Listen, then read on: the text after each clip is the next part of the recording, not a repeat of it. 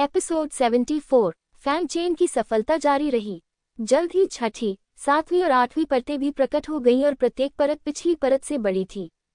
संपूर्ण त्यानिक्सुई पवित्र संप्रदाय पहले से ही ढका हुआ था और आकाश और पृथ्वी दिखाई नहीं दे रहे थे। केवल अत्यंत समृद्ध आध्यात्मिक शक्ति वाला आध्यात्मिक बादल ही दिखाई दे रहा था। 80% काम हो गया। हालांकि वे जानते थे कि फैंग चेन इस स्तर तक पहुंच सकता है, फिर भी जब उन्होंने ये दृश्य देखा तो वे बेहद हैरान रह गए। चाहे वह कहीं भी रखा जाए, यदि वह दाव पाठ को 80% तक एकीकृत कर सकता है तो वह शीर्ष प्रतिभाशाली होगा, और अब उन्होंने एक प्रतिभा का उदय देखा। सबसे महत्वपूर्ण बात यह है कि यह संभवतः फैंग चेन की सीमा नहीं है। ऐसे शानदार दृश्य के साथ 90% शायद कोई समस्या नहीं है। टकराना, सचमुच। आधे घंटे बाद ही आध्यात्मिक बादल की 9वीं परत दिखाई दी। कवरेज हजारों मील दूर थी। त्यानिक्सुई पवित्र संप्रदाय के आसपास के 10,000 शहरों में से लगभग आधे इसके कवरेज के भीतर थे और हर कोई ऐसा शानदार दृश्य देख सकता था। अनेक मनुष्य घुटनों के बल झुककर दंडवत होकर अपना सर्वोच्च भय प्रकट करने लगे। सभी लोग आकाश की ओर ध्यानपूर्वक देख रहे थे। आध्यात्मिक बादल की 9वीं परत निश्चित रूप से फैंग चेन की सीमा नहीं है, इसलिए मुझे आश्चर्य है कि वह कितनी परतें पूरी कर सकता है। यहाँ पहुँचना सबसे महत्वपूर्ण है। इस संरचना में फैंग चेन अभी भी अपनी आंखें बंद करके पैर मोड़कर बैठा हुआ था, और 7 रंगों वाला मानने वाला द्रव्य तो उसके द्वारा इस्तेमाल कर लिया गया था, परंतु मानने वाला पत्थर इस्तेमाल नहीं हुआ था। उसने एक पत्थर उठाया और उस पर मारने के लिए दोनों हाथों से मुहर बनाई। टकराना, मांगा गया पत्थर तुरंत टूट गया और धीरे धीरे शून्य में एक भ्रामक सड़क बन गई। यही कारण है कि इस खजाने को मांगने वाला पत्थर कहा जाता है, और यह सड़क फैंग चेन को सही दिशा दिखाने में मदद करेगी। इस अवस्था में उनका सम्मेलन अपने चरम पर पहुंच जाएगा। आध्यात्मिक बादलों की 10वीं परत एकत्रित होने लगी। एक तेज तर्रार किसान ने कहा। सभी ने स्वाभाविक रूप से देखा कि इसका मतलब था कि फैंग चेन का सम्मेलन 91% तक पहुंच गया था। इस समय हर किसी की अभिव्यक्ति अत्यंत जटिल थी। उन्हें उम्मीद नहीं थी कि फैंग चेन वास्तव में ऐसा करेगा। क्या राक्षस है! यदि वह निरंतर आगे बढ़ता रहे तो आध्यात्मिक सागर तक पहुंचने में कोई समस्या नहीं होगी। यान मियाओ आह भरने से खुद को रोक नहीं सका। सभी लोग चुप थे और उनके चेहरे पर उलझन भरी अभिव्यक्ति थी। उन्होंने एक ऐसे विलक्षण व्यक्ति का उदय देखा जिसके भविष्य में आध्यात्मिक सागर बनने की आशा है। हालांकि ये तियानजियो अब उनके जियोझोउ की विपरीत दिशा में खड़ा है। टकराना, आध्यात्मिक बादल लगातार उमड़ते रहते हैं। 99%, किसी ने कहा, लेकिन जैसे ही उन्होंने बोलना समाप्त किया, किसी और ने चिल्लाकर कहा, 93%। सभी लोग आश्चर्य से आध्यात्मिक बादलों की 10वीं परत को देखने लगे। फैंग चेन का वर्तमान फ्यूजन दाओ झाओ शिमाई के बराबर है, एक और शीर्ष दानव जो 10,000 वर्षों में नहीं देखा गया है। सभी ने झाओ शिमाई की ओर देखा और उसके चेहरे पर अनिच्छा के भाव देखे। लेकिन जिस बात ने उन्हें अवाक कर दिया वह ये थी कि झाओ शिमाई अब एक खुश और गर्वित मुस्कान से भर गई थी और फैंग चेन के लिए खुश थी। उसने थोड़ी उम्मीद भी जताई और उम्मीद जताई कि फैंग चेन और ऊपर जाएगा। हर कोई अवाक था। एक तियानजियो के रूप में आपका अहंकार कहाँ है? कहाँ है? टकराना, आकाश में आध्यात्मिक बादल उमड़ना बंद नहीं हुए बल्कि बढ़ते ही रहे। 94%, किसी ने कहा। यद्यपि वहां उपस्थित कई लोगों को पहले से ही पता था कि परिणाम यही होगा, फिर भी वे आश्चर्यचकित हुए बिना नहीं रह सके। 94%, उन्होंने सोचा था कि फैंग चेन एक राक्षस होगा, लेकिन उन्होंने यह उम्मीद नहीं की थी कि वह झाओ शिमाई से आगे निकल जाएगा। लेकिन फैंग चेन की सफलता सिर्फ इतनी ही नहीं थी। जल्द ही 95%, 96%, आकाश में आध्यात्मिक बादल बड़े होते गए और ऐसा लगने लगा कि वे आकार लेने वाले हैं। अगर यह आकार ले लेता है तो ये दाव का एक आदर्श मिश्रण होगा, और जियोझोउ के ऐतिहासिक अभिलेखों में केवल कुछ ही परिपूर्ण सम्मेलन है। टोंगटियन की अभिव्यक्ति अत्यंत जटिल थी और उसकी आंखों में गहरा अफसोस था। उसे अपने पिछले कार्यों पर गहरा पश्चाताप हुआ। ये देखकर दूसरे शिखर गुरु यंग किंगजियांग ने आह भरी और अपना सिर थोड़ा हिलाया। 99%, किसी ने कहा। हर कोई अचंभित होकर आसमान की ओर देखने लगा। क्या ये हो सकता है कि फैंग चेन वास्तव में दाव को पूरी तरह से मिलाना चाहता था? 98%, सभी लोग फिर से चौंक गए। 98%, किसी ने नहीं सोचा था कि फैंग चेन इस मुकाम तक पहुंच सकता है। और जिन लोगों का पहले फैंग चेन के साथ झगड़ा हुआ था वे इस समय बेहद बदसूरत लग रहे थे। इस दुष्ट आदमी ने फिर से मेरा गौरव छीन लिया है। बाय बाय ने एकांत में फैंग चेन को रक्तवर्ण आंखों से देखा और घृणा से दांत पीसना शुरू कर दिया। 9 प्रांतों के सम्मेलन में उसे ही प्रसिद्ध होना चाहिए था, लेकिन फैंग चेन ने बार बार उसकी महिमा छीन ली, जिससे वह पल भर में ही मन पड़ गया। अब उसे और कौन याद करता था? उन्हें केवल फैंग चेन याद था। उसे इस बात का अफसोस था कि उसने गुप्त क्षेत्र में फैंग चेन को नहीं मारा, अन्यथा इतनी सारी चीजें नहीं होती। लेकिन जल्द ही उसने एक भयानक मुस्कान दिखाए और फैंग चेन की दिशा में घूरने लगा। 98% तो क्या हुआ? जब तक मैं तुम्हें मार डालूंगा तब मैं सबसे चमकदार अस्तित्व बन जाऊंगा। जो कुछ तुम्हारा है वह सब मेरा भी होगा। न केवल वह बल्कि अन्य त्याजेय भी ऐसा ही सोचते थे। जब तक फैंग चेन मारा जाता वह अपनी किस्मत और सौभाग्य को छीन सकता था और खुद को सबसे चमकदार अस्तित्व भी बना सकता था। यद्यपि उसकी सफलता बहुत चौंकाने वाली थी, लेकिन जब वह अभी दांव में प्रवेश कर रहा था तो वह कितना मजबूत हो सकता था। अलग अलग भावों वाले सभी लोगों की नजरों के सामने लिंग्युन भी 99% तक पहुंच गया। पूरा दर्शक मंडल चुप था और लिंग्युन को देख रहा था। बस एक कदम दूर वह दांव के साथ पूरी तरह से विलय करने में सक्षम हो जाएगा। और जब तक वह पूरी तरह से दांव के साथ विलीन हो जाता है, फैंग चेन पिछले हजारों वर्षों में नंबर 1 विलक्षण व्यक्ति बन जाएगा। अगले दसियों हजार वर्षों में भी कोई भी उनकी स्थिति को चुनौती नहीं दे सकेगा। बस एक कदम दूर, बस एक कदम दूर। डुआनमू बैक्स्यू, डुआनमू जिंग, झाओ शिमाई, लिन जुयान और गैंग हू को सबसे अधिक उम्मीद थी कि फैंग चेन ताओ को पूरी तरह से एकीकृत कर सकता है। मिंग याओ भी देख रही है। अगर आप ध्यान से देखेंगे तो पाएंगे कि उसकी आकर्षक आंखें भी फैंग चेन की सफलता का इंतजार कर रही हैं। लुओ युन एर की भावनाएं सबसे जटिल थीं। फैंग चेन ने उस पर गुलामी का ठप्पा लगा दिया। तार्किक रूप से कहें तो उसे फैंग चेन से इतना राक्षस होने की उम्मीद नहीं करनी चाहिए थी। लेकिन चाहे ये गुलामी के निशान के कारण था या क्योंकि वह पूरी तरह से फैंग चेन द्वारा जीत ली गई थी, वह वास्तव में फैंग चेन को सफल देखना चाहती थी। बेशक अधिक लोगों को उम्मीद है कि फैंग चेन असफल हो जाएगा। जो लोग फैंग चेन के खिलाफ द्वेष रखते हैं, उनके अलावा जिन लोगों का फैंग चेन से कोई लेना देना नहीं है, वे भी फैंग चेन को असफल देखना चाहते हैं। वे केवल हारने वालों को देखना चाहते हैं, उन विजेताओं को नहीं जो उनसे अधिक चमकदार हैं। ठीक इसी तरह पूरे जिउझोउ सम्मेलन में हर कोई लिंग्युन को देखने लगा। हालांकि आध्यात्मिक बादल का 10वां स्तर शुरू से अंत तक पूरी तरह से एकीकृत नहीं था। जाहिर है ये थोड़ा करीब है, लेकिन ये कभी संभव नहीं था। धमाका! अचानक 9 परत वाला आध्यात्मिक बादल अचानक हिल गया और एक में विलीन होने लगा। आध्यात्मिक हवा का एक झोंका आया और स्वर्ग और पृथ्वी के बीच के आध्यात्मिक बादल बादलों के रूप में बहकर फैंग चेन के आश्रय में आ गए। ये दृश्य देखकर कुछ लोग निराश हुए तो कुछ लोग प्रसन्न हुए। शरीर में आत्मा के बादल भरने का अर्थ है कि फैंग चेन ताओवादी क्षेत्र में प्रवेश करने वाला है। और प्रश्न में प्रवेश करने से पता चलता है कि फैंग चेन ताओ को पूरी तरह से एकीकृत करने में विफल रहा। फैंग चेन का अंतिम स्कोर केवल 90% तक पहुंचा। वह असफल रहा। बाय बाय से रहा नहीं गया। वह उछल पड़ा और खुशी से दहाड़ने लगा। कई लोगों ने खुशी जाहिर की और ताली बजाई। बेशक हर कोई इतना सीधा नहीं होता। कुछ लोग ऊपर से तो अफसोस से आहें भरते हैं, लेकिन दिल से खुश रहते हैं। असफल होना ठीक है, असफल होना ठीक है। केवल डुआनमू बैक्स्यू और अन्य लोगों को ही फैंग चेन के लिए गहरा दुख हुआ। उफ, ये तो लगभग हो ही गया था। डुआनमू बैक्स्यू ने मुंह बनाया, पैर पटके और झुंझलाहट में कहा। डुआन जुपिटर ने भी धीरे से आह भरी और कहा, ये वास्तव में अफसोस की बात है। जब आत्मा का बादल शरीर में प्रवेश करता है तो इसे विलय का अंत माना जाता है। ये कितना विलय हो सकता है, ये निर्धारित किया जाता है। फैंग चेन का अंतिम सम्मेलन स्तर 99% पर निर्धारित किया गया था। हाँ, मुझे पता था कि वह आदमी अच्छा नहीं था। देखो, ये केवल 99% है।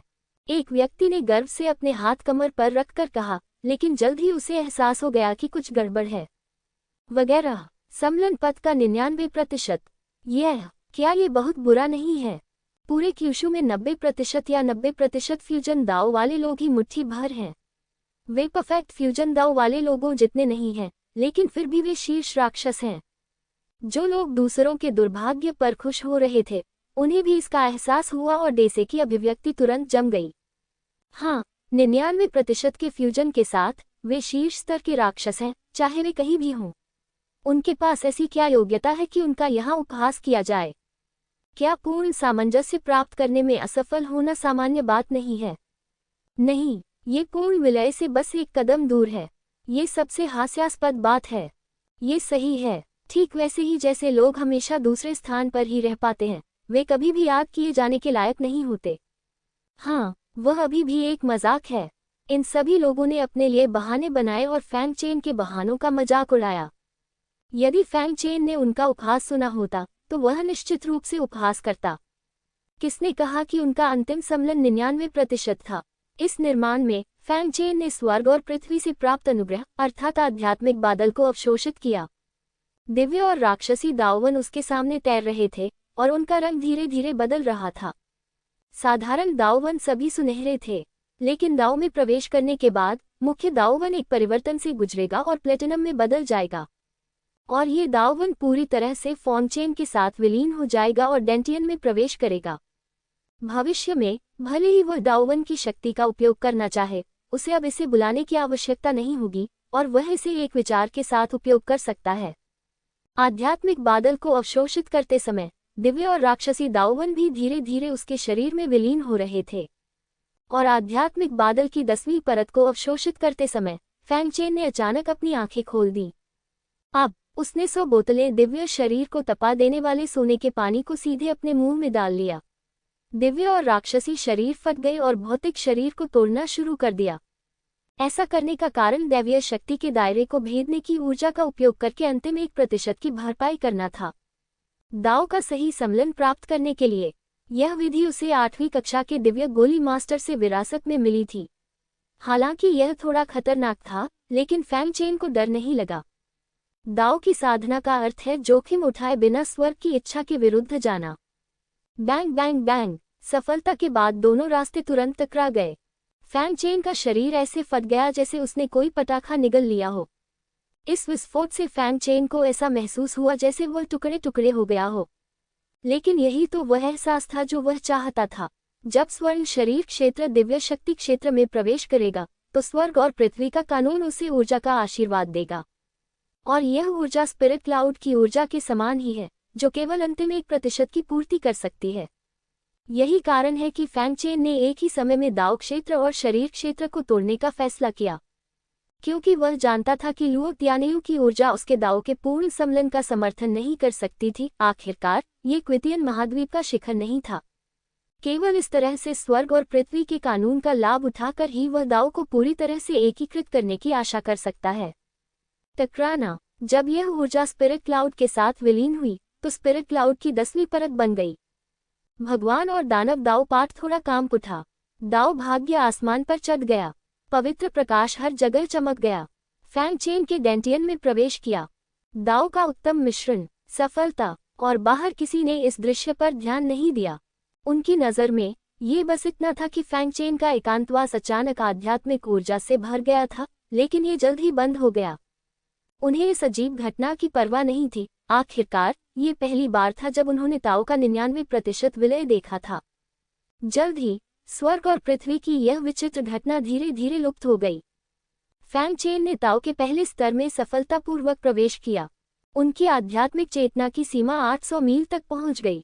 अन्य लोगों को ऐसी सीमा प्राप्त करने के लिए ताओ के 7वें स्तर तक पहुंचना होगा। और भौतिक क्षेत्र ने भी सफलतापूर्वक दिव्य शक्ति क्षेत्र में प्रवेश किया। जहां तक भौतिक शरीर की शक्ति का प्रश्न है, तो ये कहने की आवश्यकता नहीं है कि देवताओं और दानवों का शरीर 10,000वें भाग के 50% तक पहुंच गया है। अकेले इसकी शक्ति 2 मिलियन तिपाई तक पहुंच गई, जिसे केवल दिव्य शक्ति क्षेत्र के 5वें या 6ठे स्तर द्वारा ही प्राप्त किया जा सकता है। दिव्य और राक्षसी आत्मा की आंखें भी रक्त को अवशोषित करने के बाद तीसरे वलय तक पहुंच गईं और 2000 मील दूर तक देख सकती हैं। ड्रैगन हाथी कला की भी पूर्णता तक साधना की गई। यदि वह भौतिक शरीर की साधना जारी रखना चाहता था तो उसे अन्य मुख्य साधना पद्धतियां खोजनी पड़ी। देवताओं और दानवों के टुकड़े सफलतापूर्वक 4थे स्तर तक पहुंच गए और दिव्य और दानव शरीरों को दबा दिया, जो फिर से 10,000वें हिस्से के 50% तक पहुंच गए। भगवान और दानव दाओवन के आशीर्वाद से यह अनुमान लगाया जाता है कि भगवान और दानव शरीर के 80% तक पहुंचने से पहले भगवान और दानव शरीर अस्वीकृति का उत्पादन नहीं करेंगे, जिससे उसे थोड़ी देर के लिए आराम मिल सकता है। इसी समय छोटे टॉवर की 15वीं मंजिल भी खोल दी गई। फैंग चेन ने मन ही मन सोचा, यदि मेरे लिए अभ्यास करने लायक कोई शरीर परिष्करण तकनीक है तो ये बहुत अच्छा होगा। अब उनके पास जिस चीज का सबसे अधिक अभाव है वह है शरीर को निखारने की तकनीक, और स्वाभाविक रूप से वह अपने लिए उपयुक्त शरीर को निखारने की तकनीक पाने के लिए उत्सुक हैं। और छोटे टॉवर की चीजों ने उसे कभी निराश नहीं किया। छोटे से टॉवर में प्रवेश करने पर देखा कि वह अभी भी हमेशा की तरह एक मेज और एक बक्सा था। बक्सा खोलते ही तलवार भगवान के खून की 108 बूंदें शरीर में प्रवेश कर गईं। इसके अलावा वहां केवल एक हड्डी बची थी। जब फैंग चेन ने हड्डी को देखा तो उसने सोचा कि यह फिर से तलवार दानव की दाहिनी बांह की हड्डी थी, लेकिन करीब से देखने पर पता चला कि मामला थोड़ा अलग था। ये हड्डी किसी जानवर की हड्डी जैसी थी, लगभग आधे व्यक्ति की ऊंचाई की, पूरी तरह सफेद और कुछ विशेष नहीं। जब फैंग चेन ने इसे अपने हाथ में लिया तो उसे कुछ खास महसूस नहीं हुआ। अजीब, ये पहली बार था जब फैंग चेन ने छोटे टॉवर में प्रवेश किया और उसे कुछ ऐसा मिला जिसका उपयोग करना वह नहीं जानता था। इससे पहले भले ही उसे पता न हो, लेकिन छूने पर एक संकेत मिलता था, लेकिन इस बार ऐसा कुछ नहीं था। इसे भूल जाओ, चलो बाहर निकलने के बाद ध्यान से देखते हैं। समय लगभग पूरा हो गया है, अब रिंग युद्ध का समय है। अब सबसे महत्वपूर्ण बात रिंग की लड़ाई है। उसने पहला स्थान जीत लिया है। उन्होंने हड्डियों को भंडारण रिंग में रख दिया, फिर छोटे टॉवर से बाहर निकलकर संरचना को छोड़ दिया। फैंग चेन, भाई फैंग। फैंग चेन को बाहर आते देखकर डुआनमू बैक्सियो और डुआनमू जिंग ने तुरंत उनका अभिवादन किया। भाई फैंग को दाव में प्रवेश करने और एक वास्तविक साधक बनने के लिए बधाई। तियाननान क्षेत्र में केवल वे लोग ही वास्तविक साधक माने जा सकते हैं जो ताओ में प्रवेश कर चुके हैं, तथा ताओ से नीचे के सभी लोग नश्वर हैं। फैंग चेन, तुम महान हो। भले ही तुम्हें तियाननान क्षेत्र में रखा गया हो, 99% का सम्मिलन स्तर सर्वोच्च अस्तित्व है। डुआनमू बैक्सियो ने प्रसन्न मुस्कान के साथ फैंग चेन का हाथ थाम लिया। वह सुंदर और मार्मिक रूप लोगों को अनजाने में ही मुस्कुराने पर मजबूर कर देता है। डुआनमू जिंग ने उसे घूर कर देखा और मुस्कुराते हुए उसे डांटा, लड़की, तुम्हारे जैसा कौन है? डुआनमू बैक्सियो ने इसकी परवाह नहीं की और कहा, वैसे भी यह मेरा मंगेतर है, तो क्या हुआ अगर हम अंतरंग हैं? फैंग चेन ने उसके कई बदसूरत व्यवहार देखे हैं और अब उसे अपनी छवि की परवाह नहीं है, वह बस वही करती है जिससे उसे खुशी मिलती है। फैंग चेन मुस्कुराया और कहा, ये सिर्फ किस्मत है। मेरी रक्षा करने के लिए आप दोनों को धन्यवाद। मेरी रक्षा करने के लिए राक्षस पूर्वज को धन्यवाद। वह पुनः शून्य की ओर थोड़ा झुका। राक्षस पूर्वज ने थोड़ा सिर हिलाया और कुछ नहीं कहा। वैसे क्या 7 दिन आ गए हैं? फैंग चेन ने पूछा। आज 7वां दिन है और कल रिंग युद्ध है, इसलिए हम समय पर पहुंच सकते हैं। डुआनमू जिंग ने कहा। अच्छी बात है। फैंग चेन ने सिर हिलाया। ऐसा लगता है कि भाई फैंग इस बार प्रथम स्थान को लेकर बहुत आश्वस्त हैं। फैंग चेन का शांत रूप देखकर डुआनमू जिंग ने मुस्कुराते हुए पूछा। फैंग चेन की आंखें दृढ़ थीं, मैं निश्चित रूप से प्रथम स्थान लूंगा। चाहे वह मेंग्याओ को देखना हो या डुआनमू बैक्सू की मदद करना हो, वह वैसे भी पहला स्थान लेगा। डुआनमू बैक्सू को मेंग्याओ के बारे में पता नहीं था, लेकिन वह जानती थी कि फैंग चेन ने उसके कारण ही प्रथम स्थान जीता होगा। वह तुरंत भावुक हो गई और उसने फैंग चेन का हाथ और कसकर पकड़ लिया। हाँ, तुम ये कर सकते हो, उसने दृढ़ता से कहा। जल्द ही 7 दिन पूरे हो गए। दूसरा रिंग युद्ध आधिकारिक रूप से शुरू हुआ। जब फैंग चेन डुआनमू भाइयों और बहनों और राक्षस पूर्वज को अखाड़े में लेकर आया तो सभी की निगाहें उन पर टिक गईं। उनमें भाव भिन्न भिन्न थे, कुछ आक्रोशपूर्ण, अधिक तिरस्कारपूर्ण तथा अधिक ईर्ष्यालु थे। 99% ऐसी प्रतिभा को प्रकट हुए कई वर्ष हो गए हैं। यहाँ तक कि झाओ शिमाई के पास भी इसका केवल 93% है। एक छोटा सा आकस्मिक साधक 99% के ऐसे भयानक स्तर तक कैसे पहुंच सकता है? ये बहुत अनुचित है। वे सर्वोत्तम संसाधनों का आनंद लेते हैं, सर्वोत्तम कौशल का अभ्यास करते हैं तथा सर्वाधिक संकेंद्रित आध्यात्मिक ऊर्जा को अवशोषित करते हैं, लेकिन अंत में वे ईश्वर के पूर्वी क्षेत्र के एक छोटे साधक जितने अच्छे नहीं हैं। यह उन्हें क्रोधित और ईर्ष्यालु कैसे नहीं बना सकता? बधाई हो फैंग शियाओयू। अंत में झाओ पिंगफान ने सबसे पहले बात की और बधाई दी। बधाई हो, यान मियाओ ने भी बधाई दी। उन्होंने कहा, यदि फैंग शियाओयू तैयार है तो मेरा जिहुओ शेनशान आपको किसी भी समय शामिल होने के लिए स्वागत करता है। आप जियोझोउ से एक साधक हैं, इसलिए आप रिश्ते को बहुत कठोर नहीं बनाएंगे। उसके सामने इतने बड़े राक्षस के होने पर उसके लिए ये कहना असंभव है कि वह मोहग्रस्त नहीं है। झाओ पिंगफान ने ये सुनकर हंसते हुए डांटा, अच्छा यान मियाओ, फैंग शियाओयू की मेरी माया के साथ सगाई है। अगर तुम भी शामिल होना चाहते हो तो यह मेरा त्यानेक्स्यू शेंगजोंग होना चाहिए, न कि तुम्हारा शेनशान। स्वाभाविक रूप से वह फैंग चेन जैसे राक्षस को छोड़ना नहीं चाहता था। फिर उसने फोंग चेन से कहा, मित्र फोंग, आपके स्वामी और मैं उम्र की परवाह किए बिना घनिष्ठ मित्र हैं। उम्र की परवाह किए बिना करीबी दोस्त। जब तुम्हारी मैया ने सगाई तोड़ दी थी तब मैंने तुम्हें खड़े होते नहीं देखा। इसके अलावा विवाह प्रमाण पत्र नष्ट हो गया है और यह अब वैध नहीं है। यान मियाओ ने व्यंग्य किया। मैं उस समय एकांतवास में था और मुझे इसके बारे में पता नहीं था। अगर मुझे पता होता तो मैं निश्चित रूप से मैया को ऐसा मूर्खतापूर्ण काम करने से रोकता। झाओ पिंगफान ने बचाव किया। झाओ शिमाई, जो एक तरफ खड़ा था, ने विवाह प्रमाण पत्र के बारे में सुनकर शर्म से अपना सिर झुका लिया। सभी लोग इस दृश्य को हैरानी से देख रहे थे। उनमें से कुछ ने कोई प्रतिक्रिया नहीं दी। क्या उन्होंने नहीं कहा था कि फैंग चेन जियोझोउ का सार्वजनिक दुश्मन था? उन्होंने उसे भर्ती करना क्यों शुरू किया? क्या ऐसा हो सकता है कि फैंग चेन की प्रतिभा ने पिछले दृश्य को मजाक बना दिया हो? संप्रदाय मास्टर झाओ, मास्टर यानशान, आप क्या कर रहे हैं? स्वर्गीय मंदिर का स्वामी बहुत क्रोधित हुआ। उसने कभी उम्मीद नहीं की थी कि ये दोनों लोग ऐसे होंगे। झाओ पिंगफान ने मुस्कुराते हुए कहा, बेशक हम ऐसे प्रतिभाशाली व्यक्ति को खोना नहीं चाहते हैं और स्वाभाविक रूप से हम उसे भर्ती करना चाहते हैं। शर्त के बारे में क्या? स्वर्गीय मंदिर के स्वामी ने फिर पूछा। यान मियाओ ने कहा, चलो शर्त जारी रखते हैं। दोनों बातों के बीच कोई संघर्ष नहीं है। सन्नाटा छा गया। क्या अब भी ऐसा हो सकता है? आप दोनों, क्या आप अधिक संयमित हो सकते हैं? फैंग चेन भी थोड़ा हैरान हुआ, लेकिन जब उसे होश आया तो उसने अपने हाथों को कप में भरकर कहा, आप दोनों वरिष्ठों को आपकी दयालुता के लिए धन्यवाद, लेकिन मुझे आलसी होने की आदत है, इसलिए मैं अपने इनकार को माफ करता हूँ। संप्रदाय, रहने भी दो। चाहे वह त्यान्यू दिव्य संप्रदाय हो या पिछला पशु नियंत्रण संप्रदाय, वह अन्य संप्रदायों में शामिल होने के प्रति बहुत प्रतिरोधी था।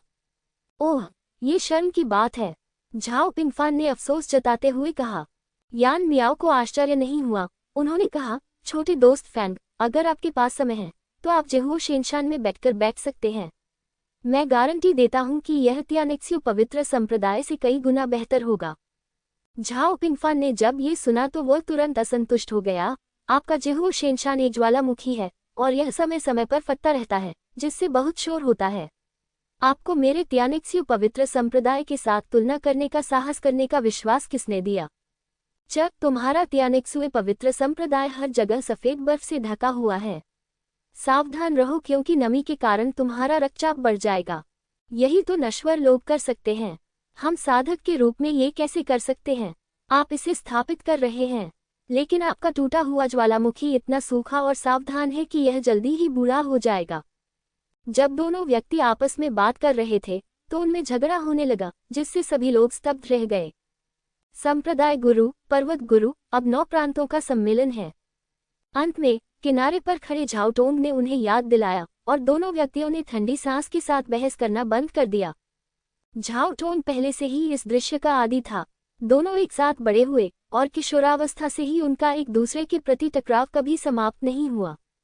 ये देखकर झाओ टोंग ने घोषणा की, ठीक है, ये लगभग समय है।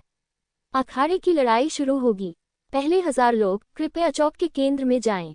चौक के केंद्र में पहले से ही 100 विशाल अखाड़े हैं और उपयोग की गई सामग्री सभी सबसे कठोर युआन किंगटियन पत्थर हैं। झाओ टोंग के आदेश का पालन करते हुए पहले 1000 लोग एक के बाद एक मंच पर आए। वे हजारों शिष्यों के बीच अलग दिखने में सक्षम हैं और यह कहना अतिशयोक्ति नहीं होगी कि वे क्यूशू की युवा पीढ़ी में सबसे अधिक दुष्ट हैं। उनमें से त्यानेक्स्यू पवित्र संप्रदाय, जिहुओ शेनशान और त्यानशेन मंदिर में स्वाभाविक रूप से ऊपरी 3 क्षेत्रों में शीर्ष शक्तियों से सबसे अधिक शिष्य हैं। संपूर्ण ऊपरी 3 क्षेत्रों का लगभग 70% हिस्सा है तथा शेष 30% मध्य और निचली 3 क्षेत्रों के भिक्षु हैं। फैंग चेन ने स्वाभाविक रूप से रिंग में कदम रखा और वह दर्शकों में सबसे चमकदार उपस्थिति भी थे। यहाँ तक कि नियान जी, जियान हू बाय बाय और झाओ शिमाई जैसे शीर्ष खिलाड़ी भी उतने चमकदार नहीं हैं। झाओ शिमाई, लिन जुयान और लुओ यून आना चाहते थे, लेकिन फैंग चेन ने घूर कर देखा। इसके बाद वह क्यूशू का सामना करेगा, और इस विशेष स्थिति में यदि संभव हो तो वह संपर्क नहीं करेगा। लिन जुयान और लुओ यून ने स्वाभाविक रूप से समझ लिया कि फैंग चेन उनके बारे में सोच रहा था, इसलिए वे आज्ञाकारी रूप से पीछे हट गए। झाओ शिमाई थोड़ा असंतुष्ट हुआ, लेकिन आगे नहीं बढ़ा। अब उसे लुतियान क्षेत्र में नंबर 1 प्रतिभाशाली होने का गौरव नहीं है, और वह लगभग फैंग चेन की बातों का पालन करती है। मुझे डर है कि अगर फैंग चेन कुछ और चरम प्रस्ताव भी देता है, तो झाओ शिमाई अब मना नहीं करेगी। झाओ टोंग ने स्वाभाविक रूप से अपनी आंखों से ये दृश्य देखा, और अपने दिल में मिश्रित भावनाओं को महसूस किया जब उसने देखा कि उसकी बेटी, जो एक अभिमानी और जिद्दी व्यक्तित्व वाली थी, फैंग चेन के सामने इतनी अच्छी तरह से व्यवहार करती है। उसकी बेटी आमतौर पर उसकी बातें भी नहीं सुनती थी, लेकिन अब वह बाहर के पुरुषों की आज्ञाकारी हो गई थी। पुरानी कहावत सच है, शादीशुदा बेटी अपनी सारी लूट खुद ही लूटने का इंतजार नहीं कर सकती। वह केवल आह भर सका और देखना बंद कर दिया। फिर उन्होंने घोषणा की, चूंकि लोग यहाँ हैं, तो चलिए शुरू करते हैं। अगले ही क्षण आकाश में रैंकिंग सूची में रोशनी चमक उठी, और रैंकिंग नीचे खड़े हजारों लोगों की ओर उछलकर उनकी छाती पर आ गिरी। सबने नीचे देखा तो पता चला कि वही एक नंबर था। ये संख्याएं रैंकिंग में उनकी रैंकिंग के अनुरूप हैं। झाओ टोंग, रैंकिंग से ये तय होगा कि आप किस प्रतिद्वंद्वी से लड़ेंगे। पहला स्थान पाने वाला 1000वें स्थान वाले से लड़ेगा, दूसरा स्थान पाने वाला 99वें स्थान वाले से लड़ेगा, और इसी तरह आगे भी। जैसे ही ये शब्द निकले, वे प्रतिभाशाली लोग जो रिंग में उतरने के लिए भाग्यशाली थे, दंग रह गए। आमतौर पर रिंग लड़ाइयों में रैंकिंग गड़बड़ा जाती है और फिर दोबारा रैंकिंग कर दी जाती है। अप्रत्याशित रूप से ये क्यूशू सम्मेलन हमेशा की तरह नहीं, बल्कि इस तरीके से आयोजित किया जाएगा। लेकिन इसके बारे में सोचना सामान्य बात है। अतीत में विघटनकारी पद्धति में कभी कभी पहले बनाम दूसरे का सामना होता था, और शीर्ष प्रतिभा को जल्दी ही बाहर कर दिया जाता था, या दोनों पक्षों को नुकसान उठाना पड़ता था। और प्रथम स्थान प्राप्त करने के लिए कड़ी मेहनत करना अब बेकार हो गया है। आखिरकार व्यवधानकारी तरीके से प्रथम स्थान प्राप्त करने का कोई लाभ नहीं है, और 1000वें स्थान के साथ इस तरह की पहली लड़ाई वास्तव में दूसरों की लड़ने की महत्वाकांक्षा को जगा सकती है। ये सिर्फ इतना है कि त्यानिक्सुए पवित्र संप्रदाय ने इसे पहले से नहीं कहा, जो थोड़ा धोखा होगा। हालांकि ये त्यानिक्सु पवित्र संप्रदाय की सुसंगत शैली भी है, और हर कोई इसका आदी हो गया है। फैंग चेन ने अपनी रैंकिंग पर नजर डाली, जो 15वीं थी। इतना लंबा, वह थोड़ा हैरान था। जब वह स्नो सीक्रेट दायरे में था, तो उसे अपनी रैंकिंग की परवाह नहीं थी। जब तक वह शीर्ष 1000 में था, तब तक वह ठीक रहेगा। लेकिन उसे उम्मीद नहीं थी कि यह इतना अधिक होगा। ऐसा लगता है कि गुप्त क्षेत्र में उसने जिन लोगों को मारा था वे सरल नहीं थे। 15 इससे अधिक कुछ नहीं है। अचानक एक अजीब सी आवाज सुनाई दी। फैंग चेन ने चारों ओर देखा और सफेद कपड़े, सफेद बाल और सफेद भौहें वाले एक आदमी को देखा। वह बाय बाय था। बाय बाय ने अपने हाथ में एक पंखा पकड़ रखा था और वह गर्व से भरा हुआ दिख रहा था। और उनकी रैंकिंग 5वीं है, जो नियांजी और अन्य शीर्ष प्रतिभाओं के बाद दूसरे स्थान पर है। बेटे, भले ही तुमने 99% सम्मिलन प्राप्त कर लिया हो, लेकिन तुम निश्चित रूप से दायरे में पूर्ण अंतर के कारण मर जाओगे। वह गर्व से खड़ा होकर फैंग चेन की ओर देख रहा था। उनके सुरुचिपूर्ण और राजसी रूप ने तुरंत ही कई लोगों की प्रशंसात्मक निगाहें आकर्षित कर लीं। इतना सुंदर, सभी दिशाओं से प्रशंसा की आवाजें आती रहीं, और अधिकांश लोगों को लगा कि बाय बाय सचमुच बहुत सुंदर है। तुम्हें पता है, फैंग चेन उस समय जियोझोउ का सामना कर रहा था, और जियोझोउ के पास उससे निपटने का कोई रास्ता नहीं था। लेकिन अब बाय बाय फैंग चेन को नीची नज़र से देख रही है। क्या इसका मतलब यह नहीं है कि बाय बाय फैंग चेन से ज्यादा चमकदार है? बाय बाय को चारों ओर से प्रशंसा भरी निगाहें महसूस हुईं, और वह और अधिक गौरवान्वित होता गया। उसने फैंग चेन को उकसाया था, जिसका कारण ये परिणाम प्राप्त करना था। वह चाहता था कि फैंग चेन ने जो कुछ भी पहले किया था, वह उसके लिए शीर्ष तक पहुंचने का एक कदम बन जाए। आप कौन हैं? लेकिन जब वह गर्वित था, तो फैंग चेन ने असमंजस में पूछा। जैसे ही यह कहा गया, पूरा श्रोतागण चुप हो गया, और बाय बाय तुरंत ही वहीं जम गई। पुची, झाओ शिमाई, जो कुछ ही दूरी पर था, जोर से हंसने से खुद को रोक नहीं सका, और उसके आसपास के अन्य लोग भी अजीब लग रहे थे, मानो वे अपनी हंसी को रोकने की बहुत कोशिश कर रहे हों। हंसी स्वाभाविक रूप से संक्रामक होती है और जल्द ही कोई भी व्यक्ति अपनी हंसी रोक नहीं पाता। पूरा मैदान हंसी से भर गया। इस पर विचार करें, आप किसी को अपना प्रबल शत्रु मानते हैं और सोचते हैं कि दूसरा पक्ष भी वैसा ही है। जब आप कोई कठोर बयान देते हैं तो आप पाते हैं कि दूसरा पक्ष आपको बिल्कुल भी गंभीरता से नहीं लेता है। यह एक किसान के लिए बहुत शर्मनाक बात है। बाय बाय इस समय ऐसी ही है। फैंग चेन ने उसे ऊपर से जमीन पर जोरदार लात मारी और वह जमीन पर गिर गया। बाय बाय का चेहरा अब सफेद नहीं बल्कि बैंगनी हो गया है, जो कि क्रोध के कारण है। उसने गुस्से से फैंग चेन को देखा, अपने हाथ में फोल्डिंग पंखा लहराया और एक तेज हवा चल पड़ी फैंग चेन की ओर तेजी से। फैंग चेन ने ठंडी सांस ली और वह बिना किसी क्रोध के डराने लगा। उसके चारों ओर देवताओं और राक्षसों की शक्ति फूट पड़ी, जिसने आसानी से तेज हवा की शक्ति को तोड़ दिया। क्या अब लड़ना चाहते हो? उसने ठंडे स्वर में कहा। बाय बाय ने उदास चेहरे के साथ कहा, अगर मैं लड़ूं तो क्या होगा? उसका प्रतिद्वंद्वी कौन है? मैं पहले गेम में उससे लड़ूंगी।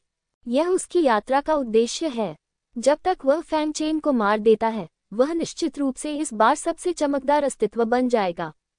भले ही वह प्रथम स्थान नहीं जीतता, वह निश्चित रूप से जियोजो में प्रसिद्ध होगा। यदि फैंग चेन पहले किसी और से मिलता तो वह प्रसिद्ध होने का अवसर खो देता। झाओ टोंग ने भौहें सिकोड़ी और चिल्लाया, बाय बाय, पीछे हटो। लेकिन बाय बाय इसे स्वीकार करने को तैयार नहीं थी। उसने दांत पीसते हुए कहा, बड़े झाओ, उन्होंने मुझे इस तरह अपमानित किया। मैं तैयार नहीं हूँ। फैंग चेन ने अवाक होकर कहा, मैंने तो सिर्फ ये पूछा था कि आप कौन हैं, मैं आपको कैसे अपमानित कर सकता हूँ? लेकिन उन्होंने आगे कहा, चूंकि आप पहले गेम में मुझसे लड़ना चाहते हैं तो मैं आपकी इच्छा पूरी करूंगा।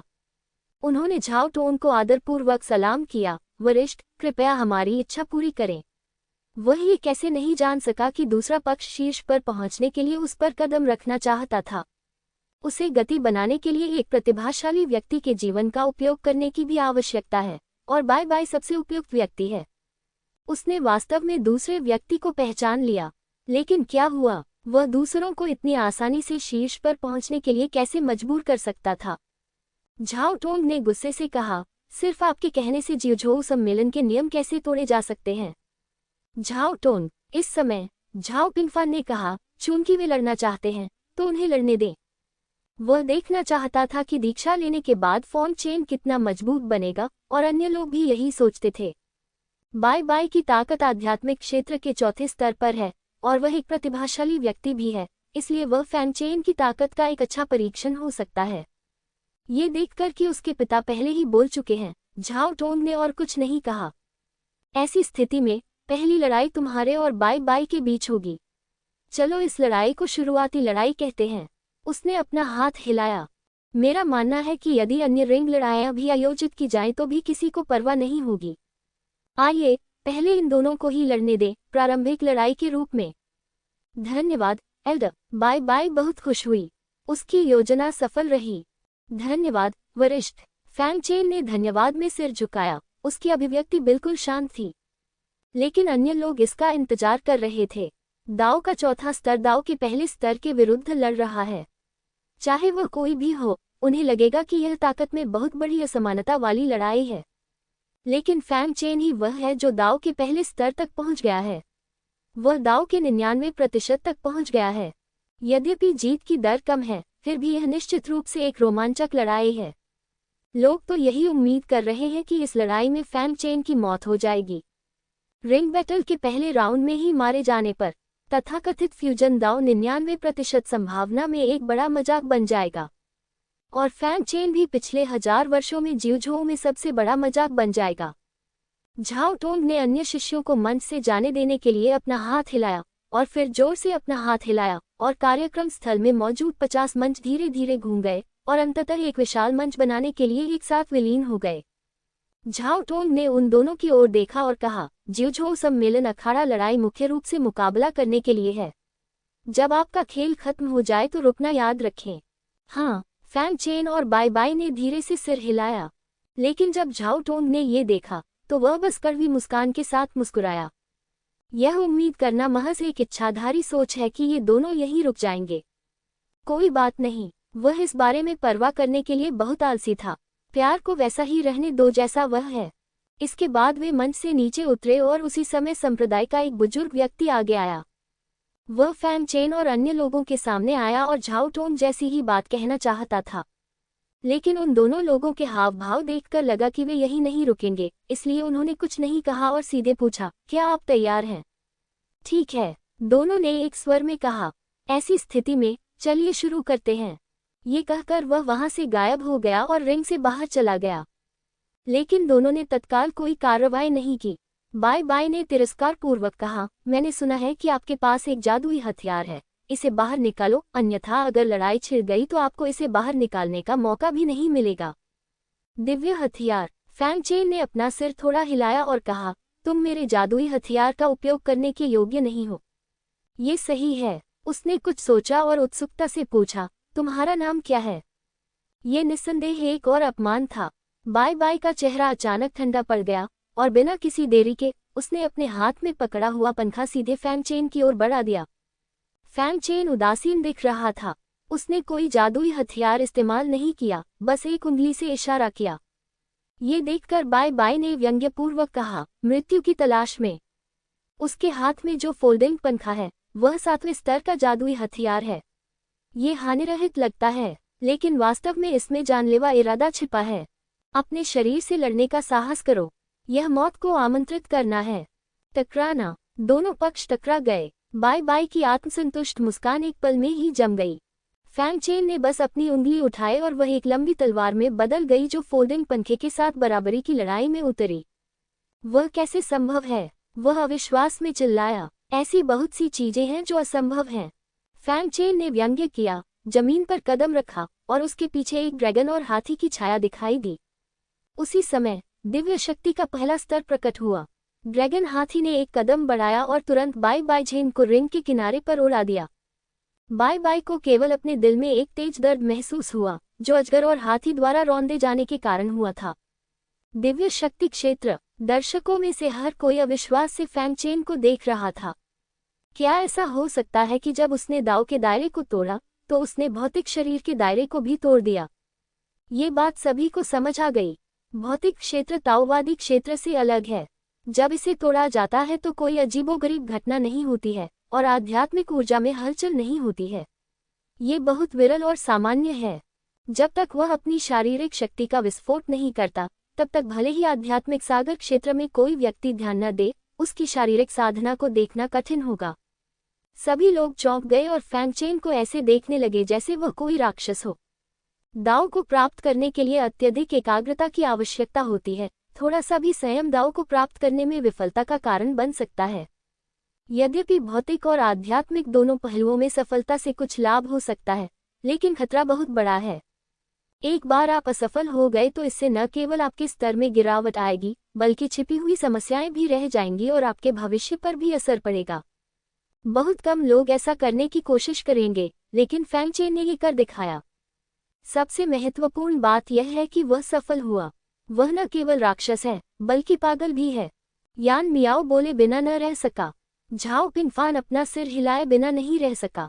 ये सच था। यह एक असली पागल आदमी था। और अत्यंत दुष्ट पागल लोग अक्सर बड़ी सफलता प्राप्त कर लेते हैं, क्योंकि उन्हें मृत्यु या जीवन की परवाह नहीं है। वे तो बस आगे बढ़ते हुए और अधिक मजबूत बनना चाहते हैं। चाहे वह अच्छा वर्ष हो या अग्नि वर्ष, रंग फिर भी भारी होता है। विशेषकर नियान जी, उसने पहले कभी गुप्त क्षेत्र में उसे गंभीरता से नहीं लिया था, लेकिन अब फैंग चेन को उसे गंभीरता से लेना होगा। दिलचस्प बात है न्याजी, ऐसा लगता है कि आपने गलत व्यक्ति को नाराज कर दिया है। जियानहुओं ने मंद मंद मुस्कुराकर नियान जी की ओर देखा। न्याजी अभी भी अहंकारी और उदासीन दिख रहे थे। तुमने गलत व्यक्ति से पंगा ले लिया, नियान जी ने व्यंग्य करते हुए कहा। मुझे युवा पीढ़ी में कभी किसी से डर नहीं लगा। ये पहले भी ऐसा ही था और भविष्य में भी ऐसा ही रहेगा। उन्होंने फैंग चेन की ओर देखा और शांति से कहा, तो क्या हुआ अगर आपके पास महान प्रतिभा है? साधना का मार्ग केवल प्रतिभा के बारे में नहीं है, बल्कि यह भी है कि किसकी मुट्ठी सख्त है और किसकी ताकत अधिक मजबूत है। अगर वह मुझे हराना चाहता है तो उसे 100 साल और इंतजार करना होगा। तो क्या हुआ अगर मैं एक ही समय में दोनों क्षेत्रों को तोड़ दूं? उनकी नज़र में ये महज दिखावटी शब्द हैं और जिसके पास सबसे ज्यादा ताकत है वही असली काबिलियत है। जियानहू ने बिना किसी आपत्ति के थोड़ा सिर हिलाया। हालांकि फैंग चेन काफी शक्तिशाली था, फिर भी वे बहुत हैरान थे। लेकिन इससे उनका ध्यान थोड़ा अधिक बढ़ जाता है, बस इतना ही। चौंकने के बाद बाय बाय की अभिव्यक्ति और भी क्रूर हो गई। फैंग चेन ने एक बार फिर उसकी रोशनी छीन ली। यह उसकी रोशनी होनी चाहिए थी, लेकिन दूसरे पक्ष ने बार बार उसकी रोशनी छीन ली थी। वह दहाड़ते हुए बोला, तो क्या हुआ अगर तुम दैवीय शक्ति के दायरे में हो? तुम निश्चित रूप से पूर्ण शक्ति के सामने मर जाओगे। ये कहकर उसने अपने हाथ में पकड़ा हुआ पंखा खोल दिया। अनगिनत सफेद आत्मा जानवर उड़कर फैंग चेन की ओर दौड़े। उसी समय उसके पीछे 10 दाव पात्र प्रकट हुए। उनमें से 4 लेवल 2 दाव पात्र थे। बी दाव 1। तो फिर कोशिश करके देखो। वही ताओवादी पार्ट फॉर्म चेन के पीछे दिखाई दिया। 14 दाव ग्रंथ तेज प्रकाश के साथ फूट पड़े। वू के दाव ग्रंथ को छोड़कर बाकी सभी दूसरे स्तर के दाव ग्रंथ थे। जहां तक संसार दाव पाठ का सवाल है, तो वह उसे आसानी से उजागर करने की हिम्मत नहीं कर सकता था। अगर 2 शब्द दाव पाठ उजागर हो जाता।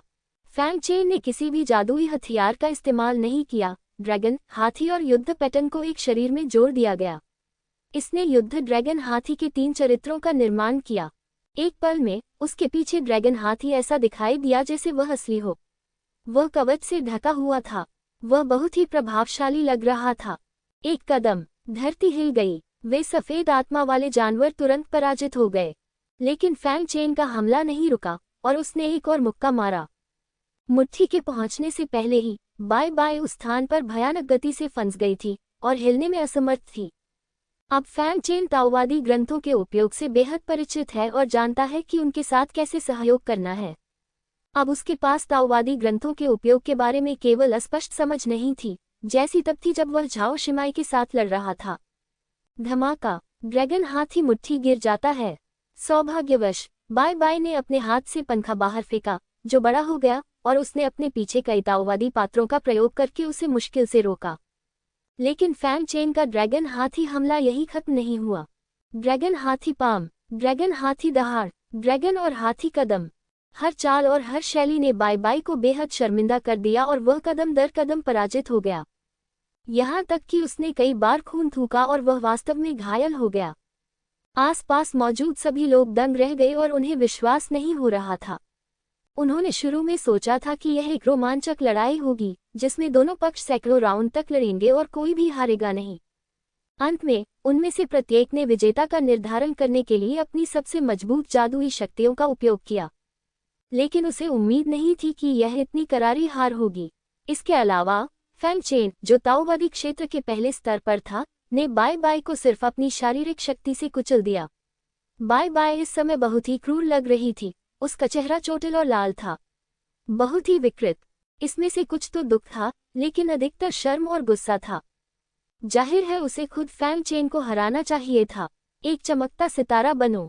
लेकिन अब फैंग चेन उसे दबा रहा था और जिउझोऊ के सामने उसे पीट रहा था। लेकिन वह मूर्ख भी नहीं है। वह जानता है कि फैंग चेन कितना शक्तिशाली है। अगर आप ऐसा करते रहेंगे तो निश्चित रूप से हार जाएंगे। कमीने, तुमने मुझे ऐसा करने के लिए मजबूर किया। वह गुस्से से दहाड़ा और अपने हाथ में पकड़ा हुआ पंखा फिर से खोल दिया। उसी समय उंगली का सिरा टूट गया और खून की एक बूंद पंखे में गिर गई। फैंग चेन को मारने के लिए वह परवाह न करने की हद तक पहुंच गया है। भले ही इसका असर उसके भविष्य पर पड़े, उसे इसकी परवाह नहीं। वह क्यूशू में सबसे चमकता सितारा बनना चाहता है। जब सार और रक्त टपका तो सफेद पंखा तुरंत लाल हो गया।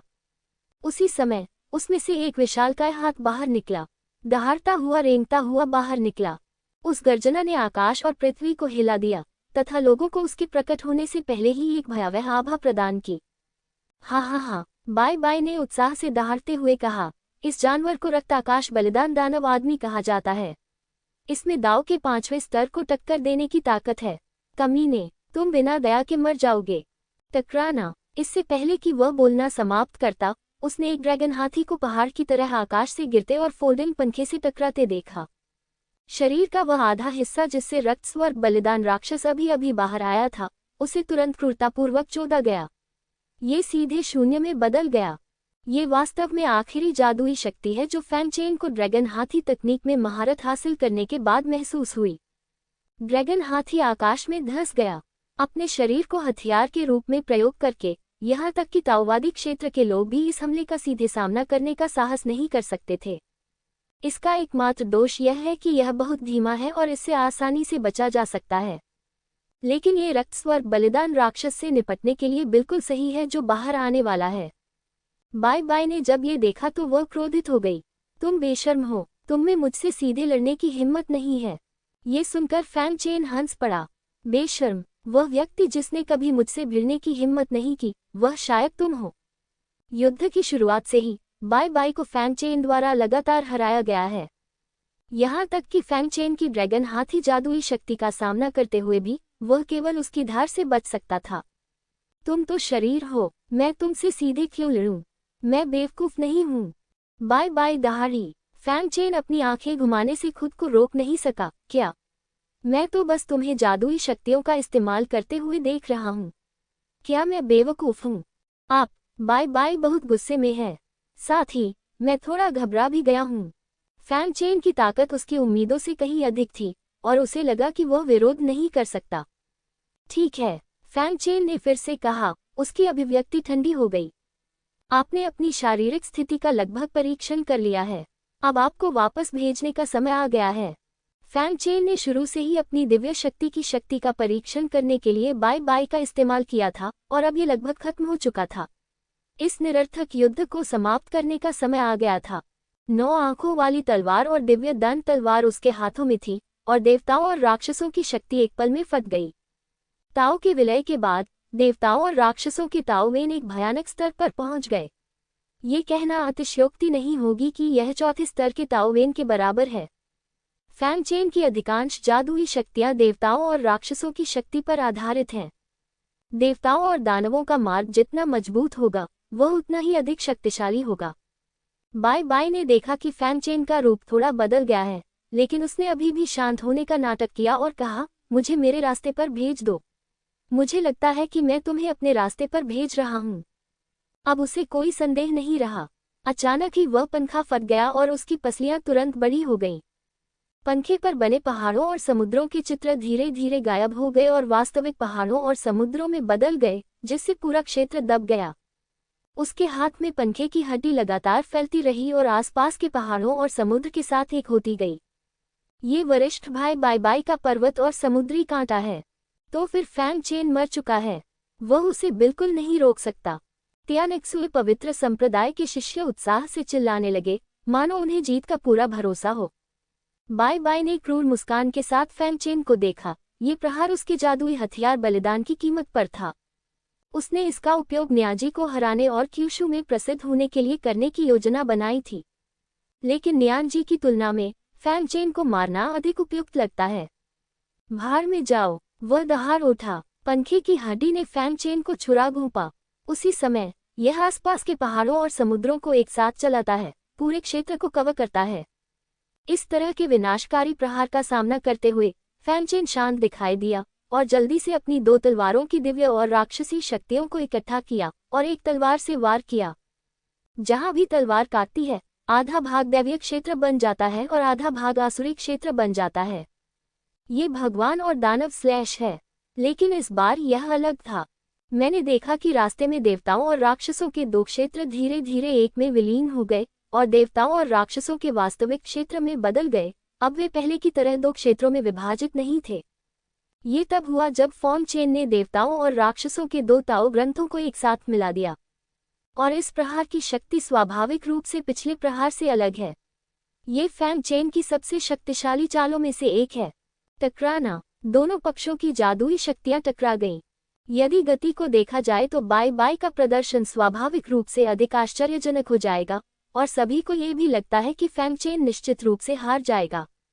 लेकिन दोनों पक्ष केवल 2 सांसों के लिए टकराए और बाय बाय की पंखे की हड्डियां दरार के साथ टूटने लगीं। ये कैसे हो सकता है? बाय बाय शून की आंखें अविश्वास से चौड़ी हो गईं। जिस विधि पर उसे गर्व था वह फैंग चेन के लिए इतनी कमजोर थी। नियान जी और अन्य लोगों ने इस सिर काटने की घटना को कुछ गंभीर भाव से देखा।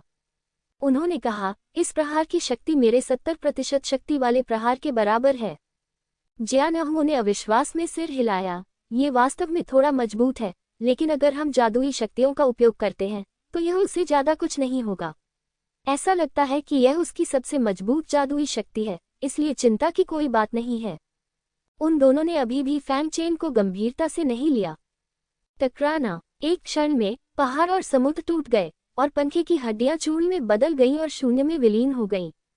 लेकिन देव और दानव स्लैश की शक्ति अभी भी वही थी और उसने बाय बाय पर वार किया। बाय बाय की अभिव्यक्ति में भारी परिवर्तन आया और उसने प्रतिरोध करने के लिए एक बड़ी ढाल निकाल ली। लेकिन जब उसने बड़ी ढाल को बुलाया तो अचानक उसके सिर में तेज दर्द हुआ। वह तुरंत चिल्लाया। अब फैंग चेन की ईश्वर और दानव आंख में 3 छल्ले हैं और मानसिक शक्ति की आक्रमण शक्ति कई स्तरों तक बढ़ गई है। यहाँ तक कि अगर वह दाव के 5वें या 6ठे स्तर का सामना करता है तो इसमें बेहद मजबूत मारक क्षमता होती है। बाय बाय इसका विरोध कैसे कर सकती है? जब बाय बाय को होश आया तो भगवान और दानव स्लैश पहले से ही नजर आ रहे थे। नहीं, बाय बाय बहुत भयभीत था। इस समय उसके पास इस हमले का विरोध करने का कोई रास्ता नहीं था। टकराना। भगवान और दानव स्लैश भयंकर रूप से गिर गए। इसने बाय बाय को कठोर जमीन पर काट दिया और एक बड़ा गहरा गड्ढा बना दिया। देवताओं और राक्षसों की शक्ति भयानक तलवार की मंशा से भरी हुई थी और उसके शरीर में पागलों की तरह बह रही थी। दाव क्षेत्र की मजबूत जीवन शक्ति ने उसे तुरंत मरने से रोक दिया, लेकिन इससे बाय बाय को असहनीय पीड़ा हुई और देवताओं और राक्षसों की शक्ति के विनाश ने उसे मौत से भी बदतर जीवन जीने पर मजबूर कर दिया। मुझे बचाओ, मैं मरना नहीं चाहता। ये निश्चित नहीं था कि ये दर्द के कारण था या अनिच्छा के कारण। उसके आंसू बह निकले और वह जीने के लिए तरस गया। वह इस तरह नहीं मर सकता। वह अभी तक जुझोऊ में प्रसिद्ध नहीं हुआ था। वह अभी तक ध्यान का केंद्र नहीं बन पाया है।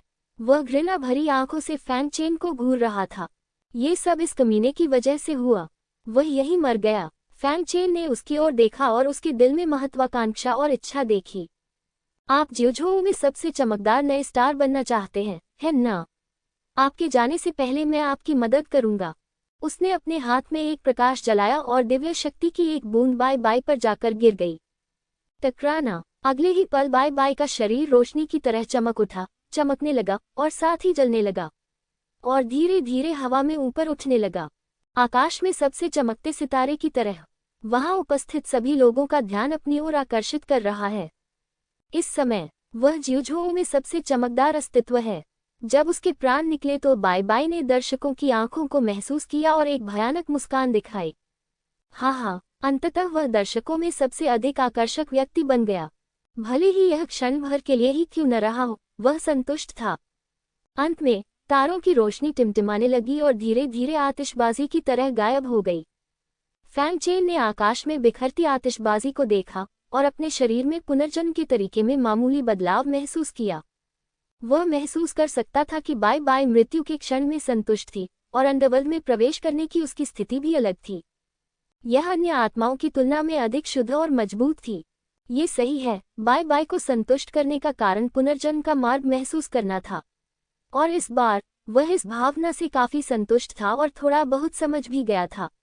इस समय बाकी लोगों को थोड़ा होश आया। बाय बाय मर गई, बस ऐसे ही मर गए। भले ही बाय बाय को दबा दिया गया था, फिर भी उन्होंने सोचा कि वह महत्वपूर्ण क्षण में जवाबी हमला करेगा और फैंग चेन को मार देगा। लेकिन बाय बाय, जो त्यानिक्सुए पवित्र संप्रदाय में नियान जी के बाद दूसरे स्थान पर थी, उसकी मृत्यु ऐसे ही हो गई।